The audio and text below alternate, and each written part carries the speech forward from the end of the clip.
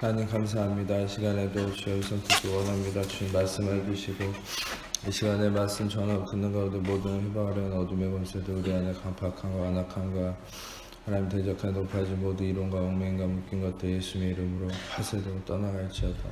우리 성령님만 이곳에 환영하고 초청하고 모셔드리고 인정하고 의지하오니 영광으로 임하시고 다스리시고 충만케 하시며 주의 나라가 임하여 주시고 뜻이 한서 이루어진 것 같이 땅에서도 이루어지며 주께서 예비하신 각 10년 안에 30배, 60배, 100배 차고 넘치는 의미를 가득하도록 시간 주장하시고 역사해 주옵소서.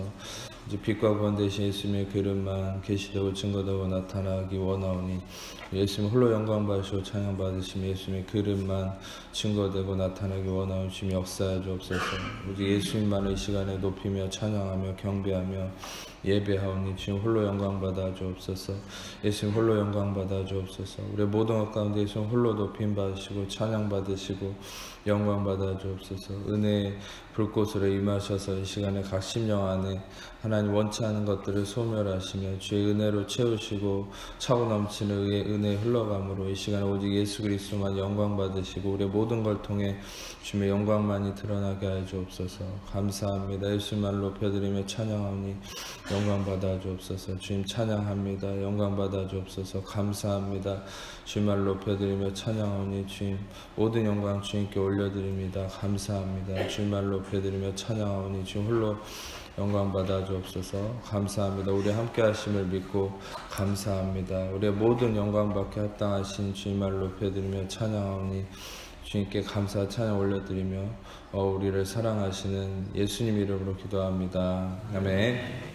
오늘 함께 보시는 말씀에 이스라엘 백성이 어떤 일을 행하게 되냐면 이 할례라는 것을 행하게 됩니다. 근데 이 할례라는 것이 뭐냐면 소위 우리의 지금의 식으로 얘기하면 남성들의 포경 수술 같은 건데 이거는 이제 최초의 창세기 17장에 나오는 건데 이것은 남성의 이 성기의 포피를 이 성기를 감싸고 있는 껍질을 잘라내고 그것을 끌어올려서 이렇게 꼬매는 그런 식의 포경 수술이랑 똑같은 거죠. 그래서 이 할례를 행하는 영적인 의미가 있습니다. 실상 그것은 조금 이따가 나누도록 하고 하나님께서 오늘 말씀에서 이스라엘 백성들에게 어떤 의식을 행하라고 하는 것이 바로 할례인데 이 할례를 어떤 일이 있기 전에 실행하게 하시냐면 여리고를 점령하기 전에 실행하게 하시죠. 그리고 어떤 일이 있은 직후에 이것을 행하게 하셨냐면 요단강을 건너고 나서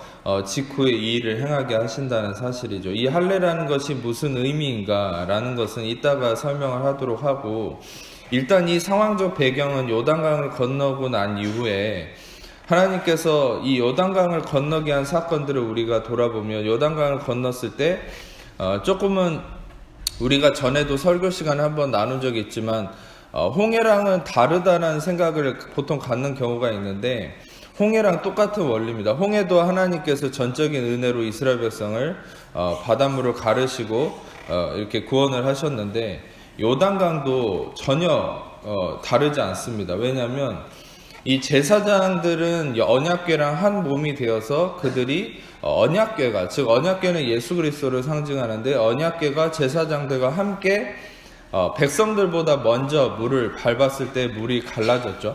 근데 물이 갈라졌을 때 어떤 일이 일어나냐면 그 물이 아담이라는 성읍까지 흘러가게 됐다. 이렇게 넘쳐났다. 이렇게 얘기하거든요. 그러니까 다시 말하면 이스라엘 백성이 먼저 요단강을 들어간 것이 아니죠. 그것은 이 언약궤를 맨 제사장들, 언약궤와 제사장은 하나라고 보시면 됩니다. 왜냐하면 제사장들은 택함받은 어떤 예수님의 언약궤를 상징하는 예수님과 하나됨을 의미하는 존재이기 때문에 이 언약궤를 맨 제사장들이 요단강을 밟았다는 것은 뭐냐면 그것은 바로 예수 그리스도가 이스라엘 백성을 대신해서 먼저 이 요단강으로 들어갔다. 전에도 풀이를 해드렸죠. 요단이라는 말은 야라드와 댄이 합쳐진 말로서 이거는 야라드, 내려간다, 댄, 심판. 그러니까 심판으로 내려간다는 얘기거든요. 그러니까 인류는 그 누구도 누군가를 대속하기 위한 심판으로 내려갈 수 없죠. 자기가 자기 죄 때문에 심판을 받아야 될 수밖에 없죠. 모든 사람이 죄를 범하였으면 하나님의 영광에 이르지 못하더니, 다시 말하면 자기가 자기 심판을 받아야 되지만 예수 그리스도는 의인으로서 고린도후서 5장 21절 말씀처럼 하나님이 죄를 알지도 못하시니 우리를 대신해서 죄를 삼으신 것은 우리로 하여금 그 안에서 하나님의 의가 되게 하려 하시며, 다시 말하면 예수 그리스도만이 우리를 대신해서 죄가 되시고 대속하셨을 때 효력이 나타날 수 있다는 것인데, 그것은 바로 그분이 죄를 짊어질 수 있는 의인이시기 때문이죠. 아멘.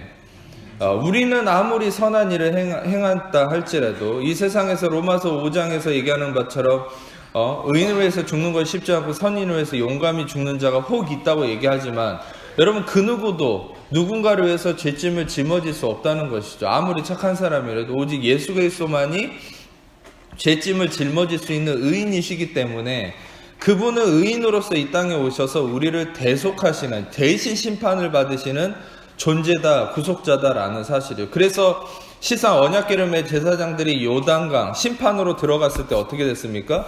그 강이 갈라진 것뿐만 아니라 아까 얘기했던 것처럼 그 강물이, 그 심판을 상징하는 강물이 어디까지 이르렀습니까? 아담이라는 성읍까지 이르렀다. 그래서 그것은 무엇을 의미합니까? 전에 비유했던 대로 예수님의 심판받으심의 대속하심의 효력은 아담의 저주까지 올라가서 아담의 저주로부터 이어졌던 모든 인류의 죄악의 저주가 끊어졌다. 이것은 십자가에서도 예수님이 신포도주를 마신 후에 다 이루었다라고 십자가의 사역을 끝마치셨죠. 그것은 무엇을 의미합니까? 아버지가 신포도를 먹으면 아들의 이가 시다라고 하는 이스라엘의 속담처럼 아담의 저주, 한 사람의 범죄로 말미암아 모든 사람이 범죄에 이르렀다. 즉 한 사람의 죄악이 모든 사람의 죄의 결과로 이어진 이 죄의 대물림, imputation of sin, 이 죄의 대물림이 예수님이 신포도주를 마시고 난 이후에 다 이루었다 하셨을 때 그것이 완전히 끊어지게 됐다는 사실이에요. 아멘.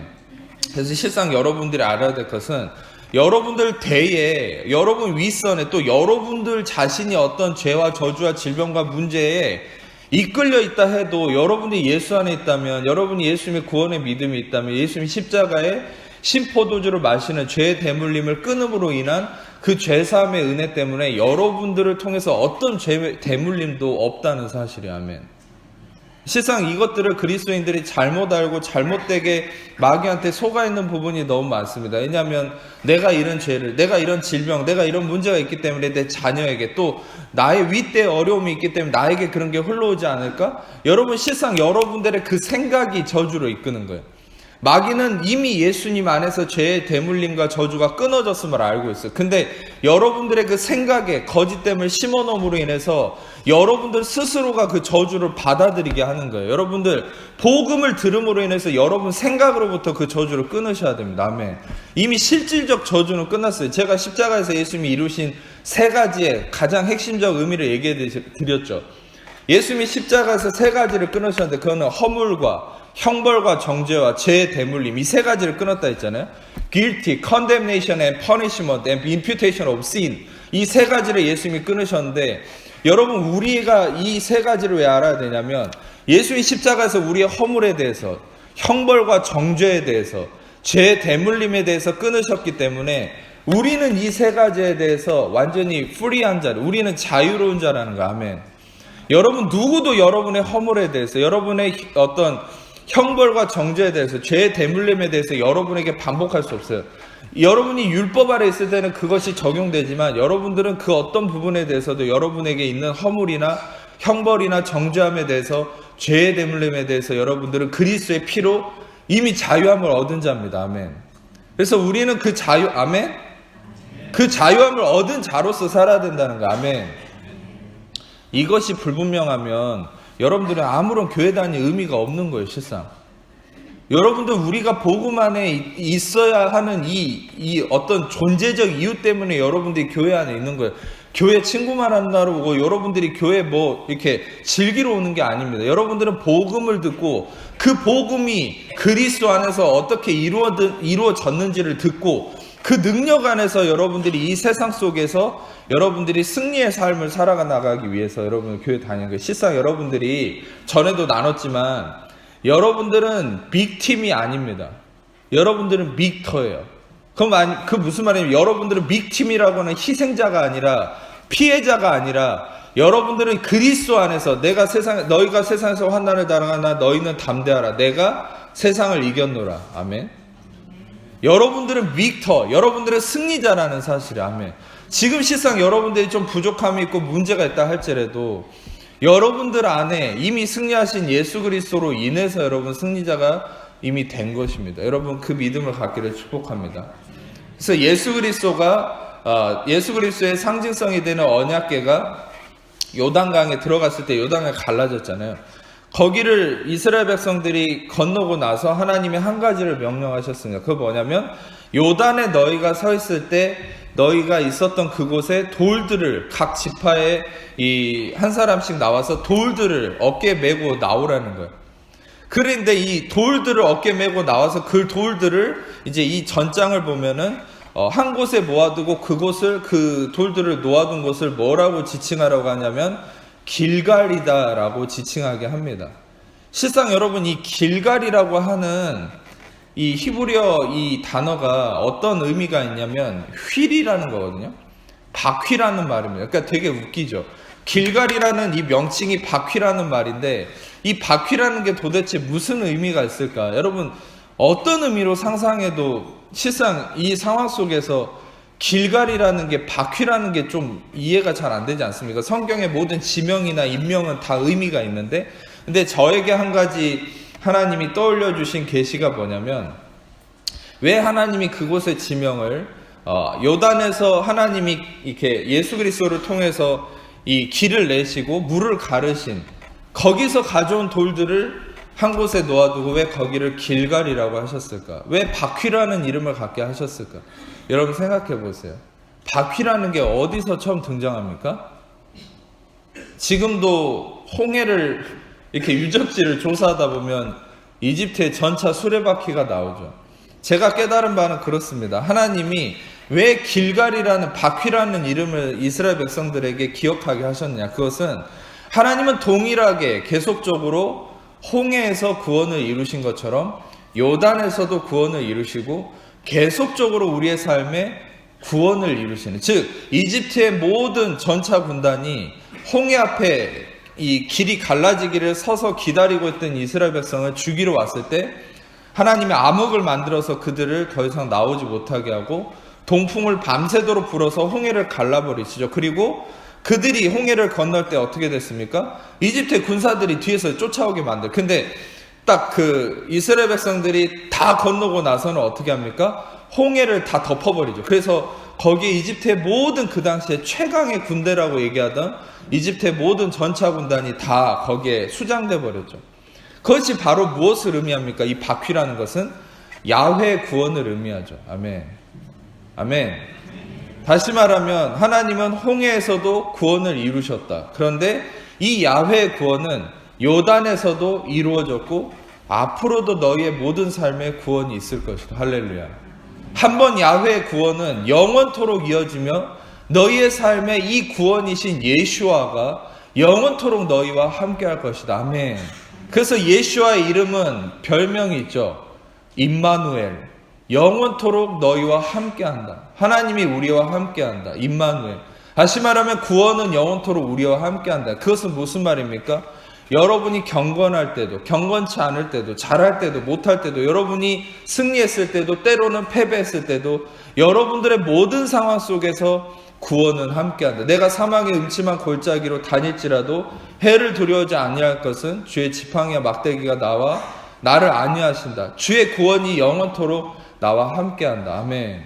다시 말하면 이 길갈이라는 이름을 붙인 것은 그 이집트에서 구원하신 그 바퀴라는 것을 다시 리마인딩 시킴으로 인해서 이스라엘 백성으로 하여금 하나님의 구원을 떠올리게 하려는 하나님의 놀라운 뜻이 있었다는 것이죠. 그래서 실상 하나님께서 우리가 어떻게 말씀하셨는지 여호수아 4장 19절에서 24절을 잠깐 읽겠습니다. 여호수아 4장 19절에서 24절 말씀, 같이 의미를 생각하면서 함께 읽어보겠습니다. 시작. 첫째 달 10일에 백성이 요단에서 올라와 여리고 동쪽 경계 길갈에 진침해 여호수아가 요단에서 가져온 그 12돌을 길갈에 세우고 이스라엘 자손들에게 말하 이르되 후일에 너희 자손들이 그들의 아버지에게 묻기를 이 돌들은 무슨 뜻이냐 하거든 너희는 너희 자손들에게 알게 하려기를 이스라엘이 마른 땅을 밟고 이 요단을 건넜음이라 너희 하나님 여호와께서 요단물을 너희 앞에서 마르게 하사 너희를 건너게 하신 것이 너희 하나님 여호와께서 우리 앞에 홍해를 말리시고 우리를 건너게 하신 것 같았나니 이는 땅의 모든 백성에게 여호와의 손이 강하신 것을 알게 하며 너희가 너희 하나님 여호와를 항상 경외하게 하려 하심이라 하라. 아멘. 제가 길갈이라는 이름이 바퀴라는 의미고 그것이 바로 홍해를 하나님이 다시금 홍해의 구원을 리마인드 시키고자 하는 의미라는 확실한 증거가 방금 읽으신 23절에 있죠. 그것은 너희 하나님 야훼께서 우리 앞에서 홍해를 말리시고 우리를 건너게 하심과 같았나니. 그래서 그것을 기억하게 하려고 구원이 영원토록 함께 하신다는 것을 하게 하려고 그 12개의 돌을 세우고 거기를 길갈이라 했다. 그래서 여러분 중요한 것은 이 길갈에는 지금 12개의 돌이 있다는 사실이에요.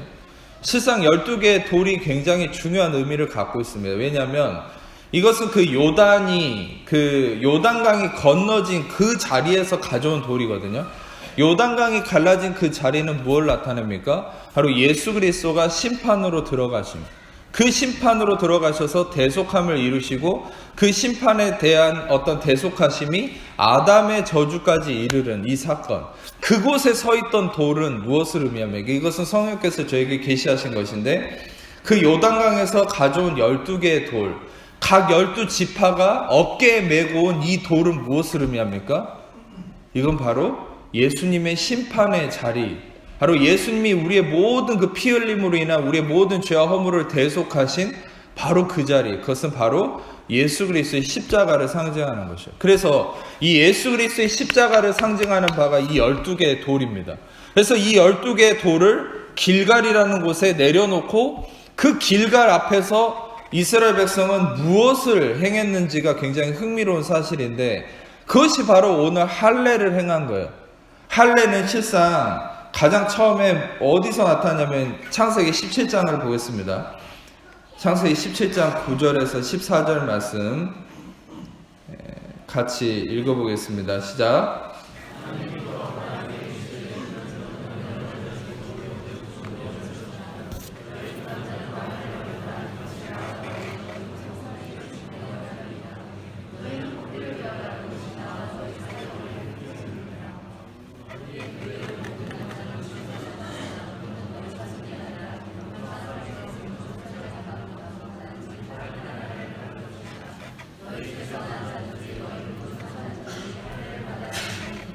내 언약이 너희처럼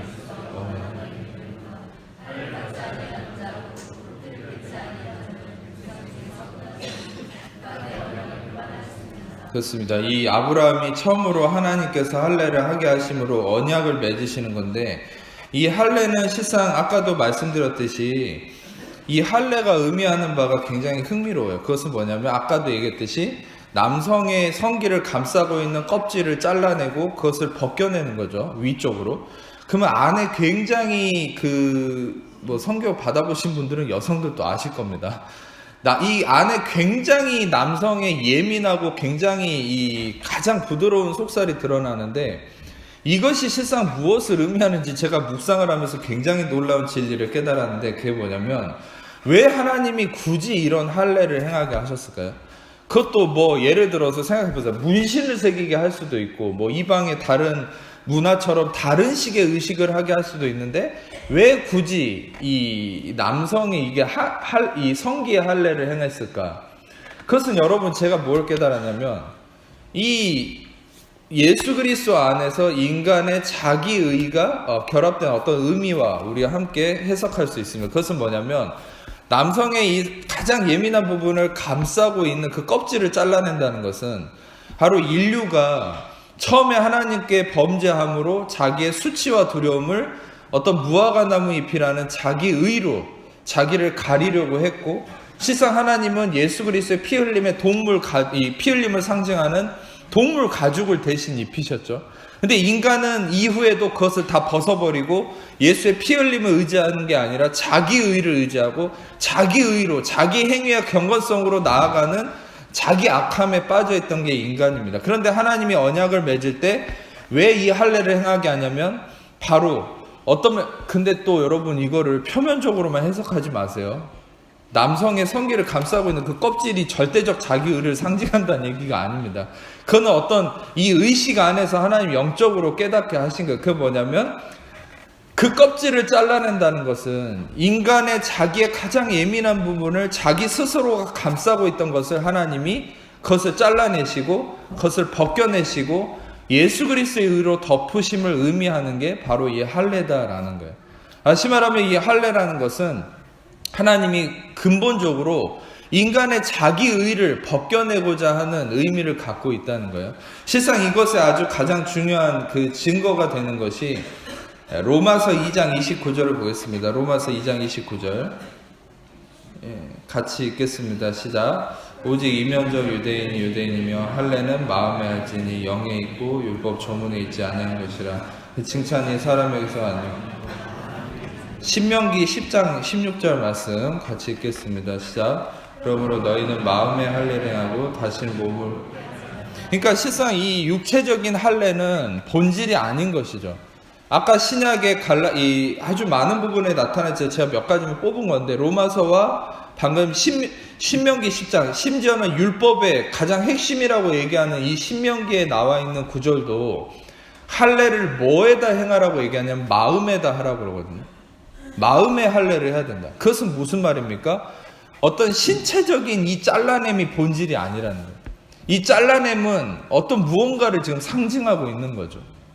그것은 실상 유대인들이 율법주의자들이 할례를 했냐 안 했냐, 심지어는 나중에 이방인들이 예수님을 믿고 나서 이방인들에게도 할례를 해야 된다 이런 식으로 강조하거든요. 근데 바울은 뭐라고 얘기하냐면 할례를 몸에다 하는 게 그게 중심이 아니야. 할례는 마음에다 하는 거지. 신명기 이 율법에서도 마음의 할례를 하라고 계속 얘기했다는 것을 바울은 변증하거든요. 그것은 무엇을 얘기하려고 하는 거냐면 이 육체적인 것은 마음의 할례를 하는 것을 표면적으로 드러내는 것인데 마음의 할례라는 게 뭐냐면 바로 그리스도의 의로움으로 나의 의를 벗겨버리는 것이죠. 다시 말하면 이것은 무엇에 상징합니까?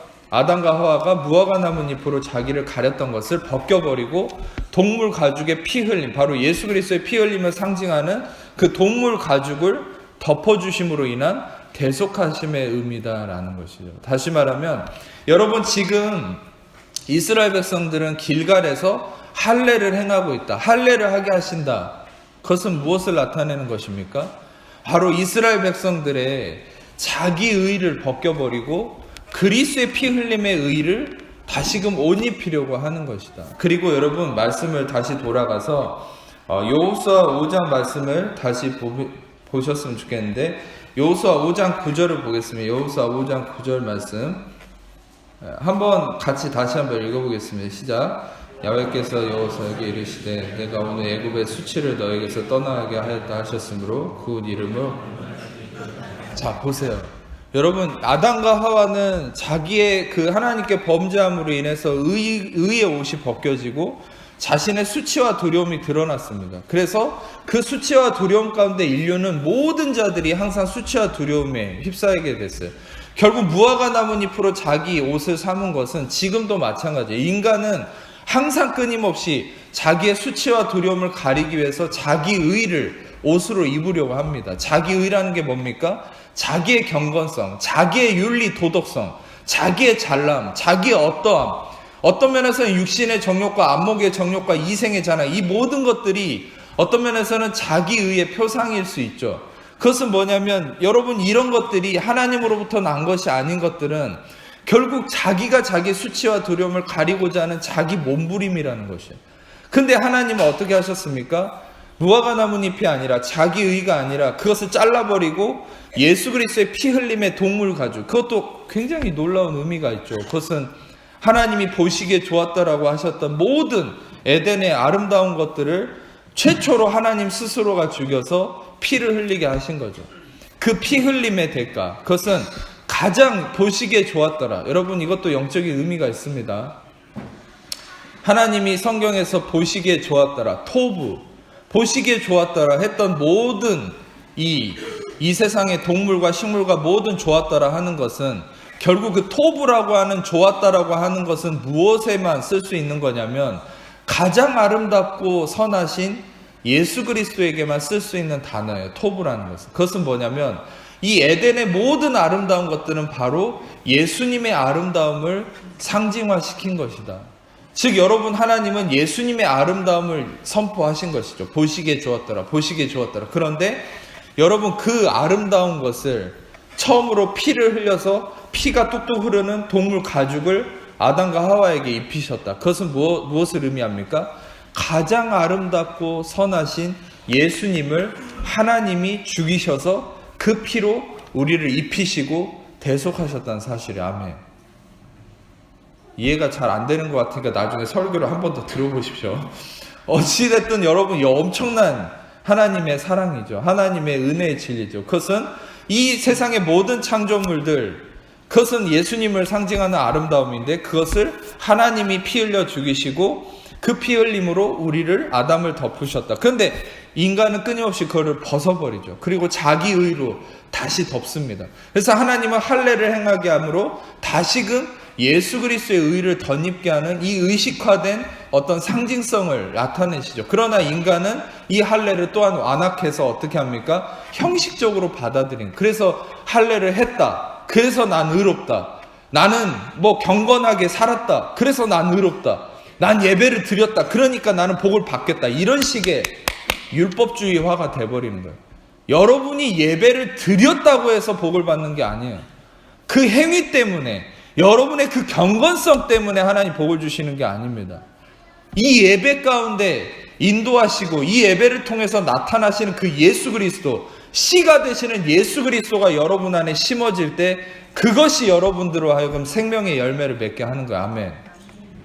예배를 왔다, 봉사를 했다, 나는 이렇게 살았다, 경건하게 했다, 십계명을 지켰다, 지킬 수도 없는 거지만 그런 식으로 내가 의롭다라고 한다라면 여러분, 그것은 할례를 육신에만 행하는 거지 마음에 하는 게 아니야. 실상 율법에서도 할례는 마음에 하라고 그랬어요. 그건 무슨 말이냐? 내 의를 죽여야 된다. 내 의가 죽어야 된다. 내 의가 죽고 무화과 나뭇잎이 벗겨지고 그리스도의 피 흘림의 동물 가죽, 즉 예수 그리스도로 옷 입어야 된다. 갈라디아서 2장의 말씀처럼 갈라디아서 3장의 말씀처럼 예수 그리스도 합하기와 세례를 받은 자는 그리스도로 옷 입었느니라. 다시 말하면 그리스도의 의의 옷을 입는 자가 여러분 바로 그리스도의 피 흘림의 대속하심으로 의에 이르는 것이지, 내가 무엇을 했냐 안 했느냐가 의에 이르는 척도가 아니라는 것이죠. 아멘. 여러분들의 행함의 기준이 의에 이르는 것이 아니라 전에도 말씀드렸듯이 로마서 5장 17절의 말씀처럼 은혜와 의의 선물, 이것을 넘치게 받는 자들은 한 분 예수 그리스도를 통하여 생명 안에서 왕노릇하게 된다. 의의 선물이라고 그랬어요. 여러분, 의로움은 선물로만 주어지는 겁니다. 의로움은 우리가 얻을 수 있는 바가 아니에요. 의로움은 하나님이 여러분에게 선물로만 주시는 것이죠. 아멘. 그래서 여러분들이 아셔야 될 것은 이스라엘 백성들이 이 길갈에서 할례를 받는 것은 어떤 의미입니까? 이것은 이스라엘의 자기의, 다시 말하면 이 무화과 나뭇잎을 다시 벗겨버리는 거예요. 이것은 무엇을 의미합니까? 이 전 세대가 이미 죽었죠. 여기는 40년 광야의 생활이 마치고 난 이후에 이제는 약속의 땅에 들어가기, 이게 마지막 단계거든요. 근데 40년 광야를 지나는 동안 이 전 세대는 하나님의 저주에서, 어떤 저주입니까? 정탐꾼을 보내가지고 약속의 땅 앞에서 어떻게 됐습니까? 2년째 되던 해 하나님이 준 땅을 거인들 보고 여기 못 들어간다, 불신으로 하나님을 거부했죠. 은혜를 거부했죠. 여호수아 갈렙만 들어가게 됐잖아요. 하나님이 저주하신 게 너희들은 다 못 들어가고 여호수아 갈렙과 이 이후 세대, 너희 자녀들만 들어갈 거다, 이렇게 하셨거든요. 그러니까 다시 말하면 그 당시 아버지 세대들은 다 죽었어요. 근데 이제는 자녀들의 세대만 남은 상황입니다. 근데 자녀들은 어떻게 돼 있는 상황입니까? 할례를 안 한 상황이죠. 다시금 하나님의 의를 덧입히기 위한 작업을 하는 거예요. 근데 이 상황 속에서 이제 이 포피를 베고 할례를 행하고 나서 하나님이 아까 읽었던 5장 9절에 아주 놀라운 말씀을 하시죠. 그것은 오늘 애굽의 수치가 너희에게서 떠나갔다. 할렐루야. 이게 무슨 말입니까? 다시 말하면 이 할례를 행하는 것과 애굽의 수치가 떠나갔다는 것과 뭐가 다른 말입니까? 아니 뭐가 상통하는 말입니까? 뭐가 상관이 있는 겁니까? 이게 아주 중요한 의미가 있어요. 다시 말하면 여러분, 이스라엘 백성들은 왜 40년 동안 헤맸어야 되는지 아십니까? 이거를 시간 관계상 더 자세히 설교하기는 좀 어렵지만, 이스라엘 백성은요, 하나님이 그렇게 홍해를 가르고 광야에서 만나와 메추라기로 먹이시고 불기둥과 구름기둥, 여러분 생각해 보세요. 여러분 삶을 살아가는데 불기둥과 구름기둥이 진짜 여러분 삶을 인도해 간다고 생각하면서 얼마나 놀랍겠습니까? 근데 이스라엘 백성들은 그 두 눈으로 맨날 하나님의 역사를 경험하는데도 마음에 뭐가 있었냐면 마인드 오브 슬레이버리, 다시 말하면 종의 마음이 있었어요. 늘. 그러니까 종의 마음이라는 게 뭐냐면, 이게 되게 심각한 건데, 종은 어떻게 살았냐면, 노예라는 것은 맨날 이렇게 두드러 팹니다. 일을 안 하면. 그러니까 맨날 뭔가를 해야 돼요. 뭔가 내가 이루어야 돼요. 근데 여러분, 이 이스라엘 백성이 홍해를 구출받고 나서 광야에서 이스라엘 백성들은 무언가를 하는 삶이 아니죠. 내가 경작하고 노력하지 않아도 광야에서 이스라엘의 삶은 하나님이 먹이시고 입히시고 인도하시고 하나님의 홍해도 가르시고 모든 걸 하나님이 하셨어요. 이스라엘이 한 거는 아무것도 없습니다. 그런데 여러분, 이스라엘 백성들의 마음에는 하나님이 하신다는 안식이 없어요. 레스트가 없어요. 늘 종의 마음이에요. 뭐냐면 종은 쉬면 안 돼요. 쉬면 매를 맞아요. 여러분, 그래서 늘 매를 때릴 것 같은 두려움 때문에, 수치심 때문에 어떻게 합니까? 늘 움직여야 돼요. 늘 뭔가를 해야 돼요. 뭔가를 해야 된다는 노이로제 안에 있어요. 지금 그리스도인들도 똑같아요. 그리스도를 통해서 하나님이 모든 걸 이루셨고 너희는 그리스도의 십자가 안에서 안식하라. 히브리서 말씀은 특별히 뭐라고 얘기합니까? 3장과 4장에 안식에 들어오지 못할까 두려워하라. 여러분, 하나님은 안식에 들어오라고 말씀하시거든요. 근데 이스라엘 백성이 이 정탐꾼을 보내서 약속의 땅에 들어가지 못한 것을 하나님 뭐라고 평가하냐면 너희들이 내 안식에 들어오지 못했다고 평가합니다. 그것은 뭐 때문입니까? 종의 마음 때문이죠. 종의 마음은 뭐예요? 늘 뭔가를 하지 않으면 두려운 거예요. 하나님 안에서 안식할 수 없는 거예요. 하나님께 맡길 수가 없는 거예요. 하나님이 하신다라는 그런 말씀을 계속 하는데도 내가 해야 된다. 늘 노이로제 걸리는, 그게 뭐예요? 노예근성이에요. 노예근성. 이스라엘 백성들. 근데 그것이 없어지지 않으니까 2년째 되전에 가데스 바네에서 기회를 놓쳐버렸어요. 그러고 나서 어떻게 됐어요? 38년을 헤맸어요. 광야에서. 자기들은 다 죽고 자녀들만 이제 약속의 땅에 들어가야 되는. 근데 어떻게 하는 겁니까? 40년째 되던 해 지금 여기서 길갈에서 이제 할례를 행하잖아요. 자기 의를 잘라내버린 거예요. 이것은 무엇을 의미합니까? 이제 하나님이 그 마음속에 있는 노예 근성을 뽑아내고 이제는 그 수치를 치유하신다. 그것은 무엇을 의미합니까? 그리스도를 통한 하나님의 안식을 갖게 하시는 것이죠. 아멘. 자, 이것이 이제 놀라운 의미인데, 이 할례를 통한 이 수치가 없어지게 하는 이 행위가 하나님의 어떤 의미가 있냐면, 이사야 말씀 53장 같이 보겠습니다. 이사야 53장 3절에서 5절 말씀을 같이 읽겠습니다. 시작.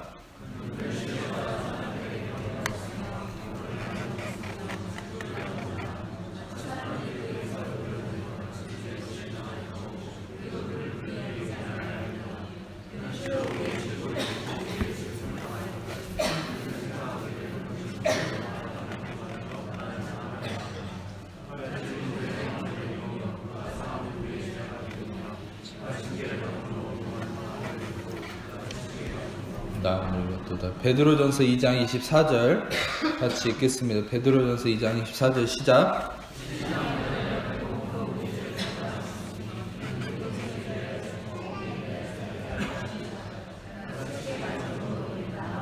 할렐루야. 예수님이 대속하심으로, 예수님이 이 가죽옷이 피 흘림을 통한 이 대속하심으로 인해서 이 길갈에서 할례를 행한 것은 바로 이 애굽의 수치가 벗어나게 했다. 이것은 무엇을 의미합니까? 길갈이라는 것도 아까도 얘기했듯이 구원하심을 상징하는 의미이고, 여기서 할례를 행한 것, 즉 나의 어떤 자기의를 잘라냄, 다시 말하면 이 모든 상황 속에서 하나님은 무엇을 나타내냐면 예수님의 대속하심으로 인한 우리의 치유함, 우리의 온전함. 예수님이 채찍에 맞음으로 우리는 나음을 얻었도다. 아멘. 예수님이 채찍에 맞음으로 나는 나음을 입었도다. 아멘. 예수님이 채찍에 맞음으로 나는 나았도다. 아멘. 따라 봅시다. 예수님이 채찍에 맞음으로 나는 나았다. 예수님이 채찍에 맞음으로 나는 나았다.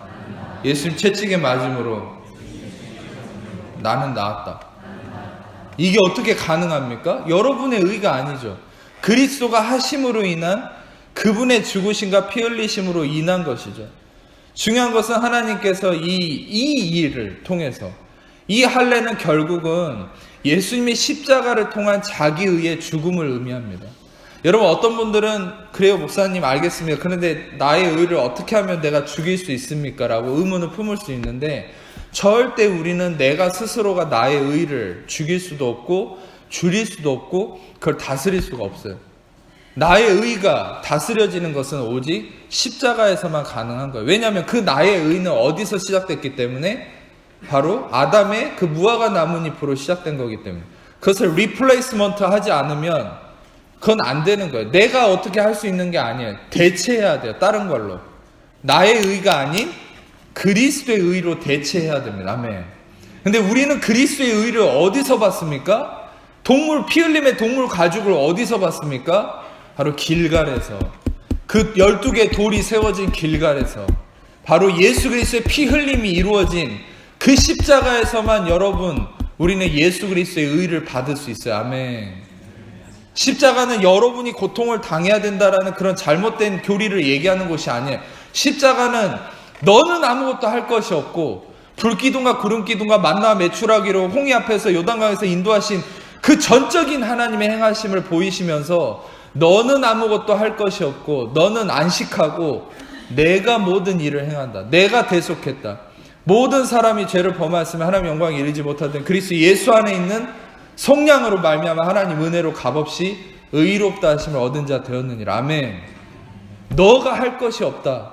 바로 그리스도가 십자가를 통해서 다 이루었다. 너의 모든 허물, 질병, 고통, 우울, 상처, 아픔, 모든 문제 내가 다 이루었다. 내가 이루었다. 예수님이 이루셨음을 마음에 받아들이는 것이 바로 그리스도의 의를 받는 거예요. 여러분, 다시 말하면 말씀을 마무리하겠습니다. 다시 말하면 우리는 이 오늘 이스라엘 백성처럼 길갈에서 할례를 받고 수치가 걷어지고 다시 하나님과 새로운 언약의 은혜의 관계로 들어간다는 것은 무엇을 의미합니까? 바로 노예 근성 안에서 내가 해야 되고, 끊임없이 나는 쉴 수가 없고, 뭔가를 해야만 인정받을 수 있고, 뭔가를 해야만 사랑받을 수 있다라고 생각하는 내 안의 노예 근성, 뭔가를 해야만 일이 이루어진다라고 하는, 뭔가 쉬고 가만히 앉아있으면 누군가가 나를 채찍질할 것 같은 두려움에 빠져있는 이것에서 하나님은 벗어나서, 이것에서 벗어나서 어디로 들어가게 하시는 거예요? 이제는 그 채찍질을 예수님이 받으신 거예요. 여러분이 아무것도 하지 않음으로 인한 그 노예로 있을 때에, 그 아무것도 하지 않고 쉬고 있을 때 노예 감독들이 채찍질 하던 것을 여러분, 하나님이 어떻게 하셨습니까? 그 노예 감독들 다 홍해에 수장시켜 버렸어요. 여러분을 채찍질하던 그 모든 이집트인들 다 홍해에 수장시켜 버리고 죽여버렸습니다. 더 이상 여러분들을 채찍질할 수 있는 어떤 요소도 없어요. 아멘. 속지 마십시오. 그 누구도 여러분을 채찍질할 수 없습니다. 그 누구도 여러분을 정죄할 수 없습니다. 그것들은 다 예수님의 십자가에서 심판하셨어요. 우리가 마지막으로 말씀을 한 가지만 더 보겠습니다.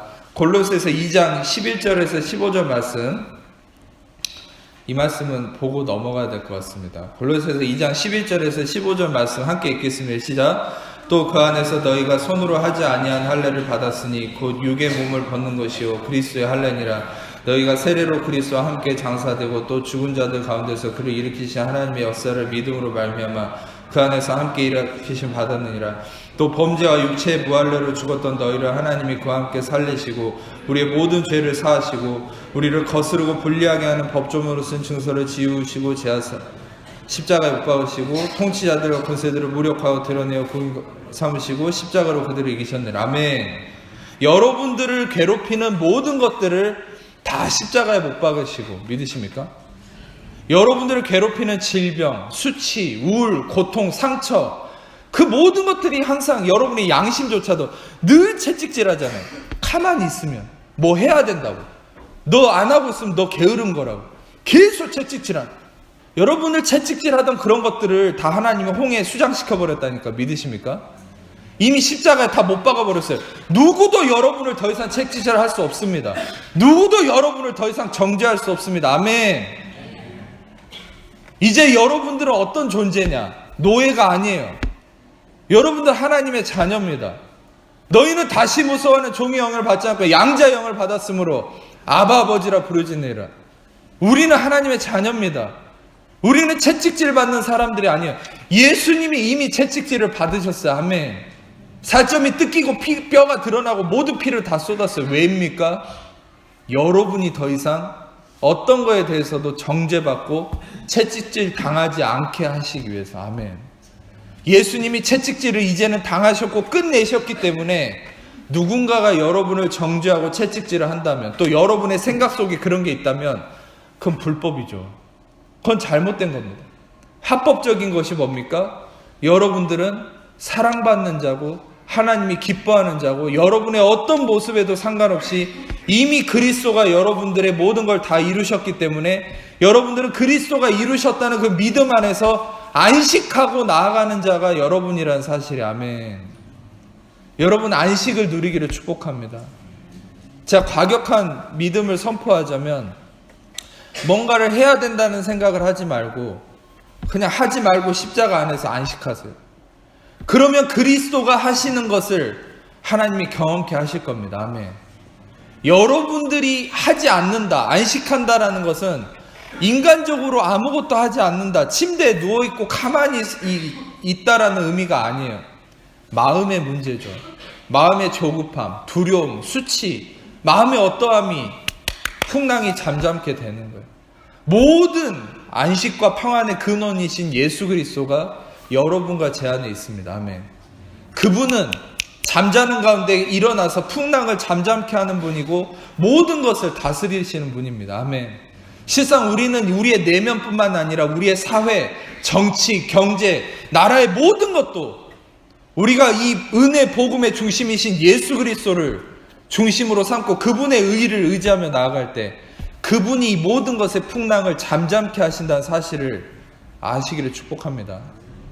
여러분이 이 예수 그리스도가 중심이 되신 은혜 복음이 여러분 안에 흘러넘치면, 이 교회들 안에 흘러넘치면 어떤 한 명의 정치인이나 어떤 한 명의 훌륭한 군인이나 경제인이나 어떤 사람들이 이 나라를 바꾸는 게 아니라 그 은혜의 중심이신 은혜이신 예수 그리스도가 이 나라와 이 세계와 이 모든 영역을 그분이 풍랑을 잠잠케 하신다는 사실이에요. 아멘.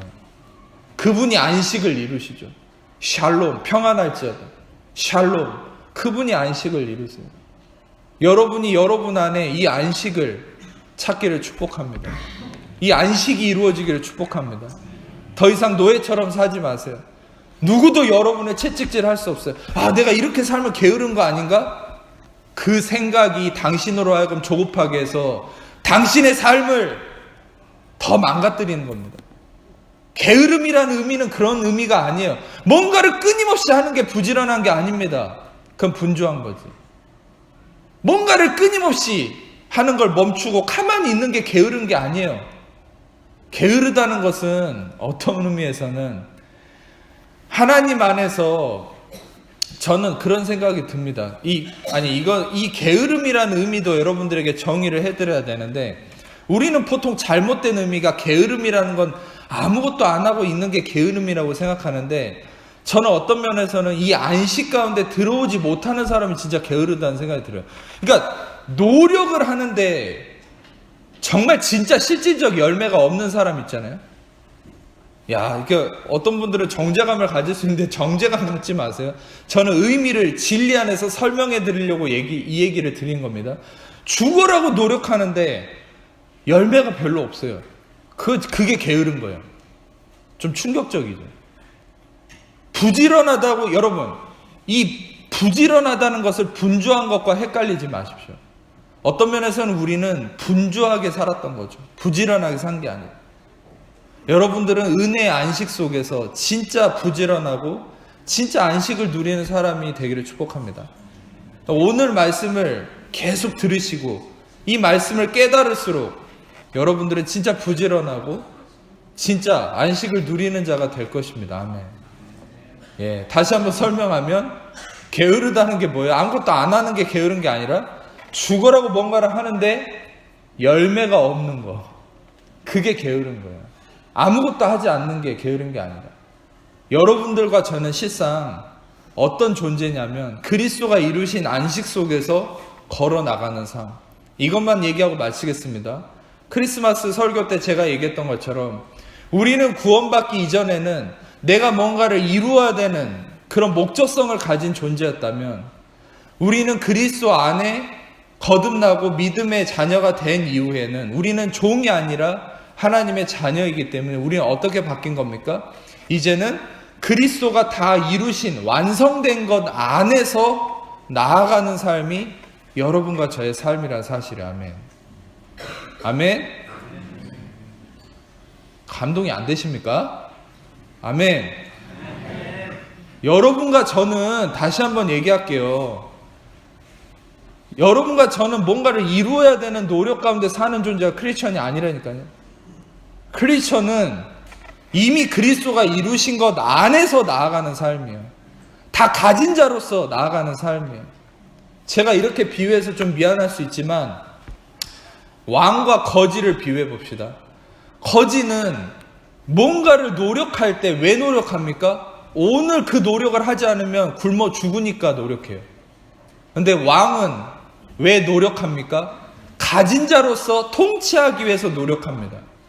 여러분, 우리는 어떤 존재입니까?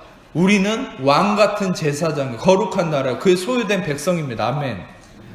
여러분들은 오늘 노력하지 않으면 굶어 죽기 때문에 노력하는 사람들이 아니라 여러분들은 모든 걸 그리스도 안에서 가진 자고 승리한 자이기 때문에 승리한 자로서 노력하는 자가 여러분이라는 사실이. 아멘. 그래서 여러분들은 통치하고 다스리는 자로서 노력하시기를 축복합니다. 그러면 여러분들 세상 사람들과 다른 거예요. 어떤 면에서는 세상 사람들은 오늘 노력하지 않으면 잘못되고 실패할까봐 그렇게 살지만 여러분과 저는 아니요. 이미 이룬 자로서 여유 가운데 안식 속에서 노력하죠. 부지런하게 살죠. 그러면 그 부지런함과 노력은 무엇을 위한 겁니까? 통치하고 다스리고 예수 그리스도의 승리를 이 땅 가운데 흘려보내서 죽어가는 자들을 살리기 위한 왕의 노력인 거예요. 아멘. 여러분들은 왕으로서 살기를 축복합니다. 그리스도가 바로 죽으시고 핍박을 당하고 찢기심으로 인해서 여러분과 저는 왕 같은 제사장, 통치하고 다스리는 자, 은혜와 의의 선물을 넘치게 받는 자들, 한 분 예수 그리스도를 통하여 생명 안에서 왕 노릇하리라. 아멘. 이 은혜가 여러분과 저에게 있음을 믿기를 축복합니다. 기도하겠습니다. 이 시간에 아픈 곳이 있는 분들 아픈 곳에 손을 얹고 그 외에 다 가슴에 손을 얹으시고 제가 여러분을 위해서 기도하도록 하겠습니다.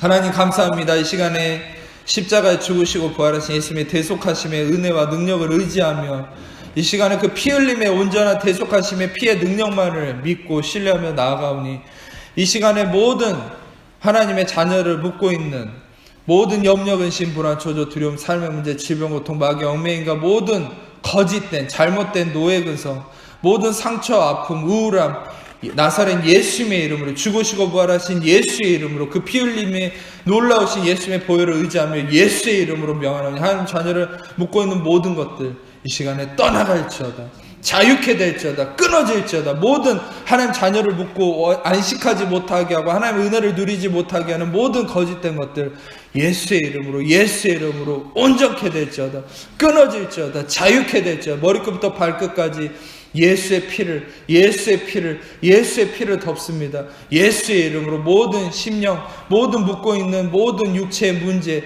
모든 관절, 근육, 모든 장기의 모든 문제들 예수의 이름으로 떠나갈지어다. 자유케 될지어다. 온전케 될지어다. 예수의 이름으로 온전케 될지어다. 모든 관절의 근육의 문제 예수의 이름으로 온전케 될지어다. 심장, 장기, 모든 내장의 문제들 예수의 이름으로 온전케 될지어다. 모든 면역세포 온전케 될지어다. 온전케 될지어다. 모든 신경계의 문제 예수의 이름으로 온전케 될지어다. 자유케 될지어다. 모든 육신의 모든 문제들 예수의 이름으로 온전케 될지어다. 온전케 될지어다. 모든 가슴의 모든 문제들 예수의 이름으로 온전케 될지어다. 자유케 될지어다. 회복될지어다. 모든 머리끝부터 발끝까지 예수의 이름으로 온전케 될지어다. 자유케 하심을 믿습니다. 예수님이 이미 채찍에 맞음으로 우리는 나았습니다. 예수님이 채찍에 맞음으로 우리는 나았습니다. 예수님 채찍에 맞음으로 우리는 나았습니다. 주님 감사합니다. 예수님만이 높임 받으시고 찬양 받아 주옵소서.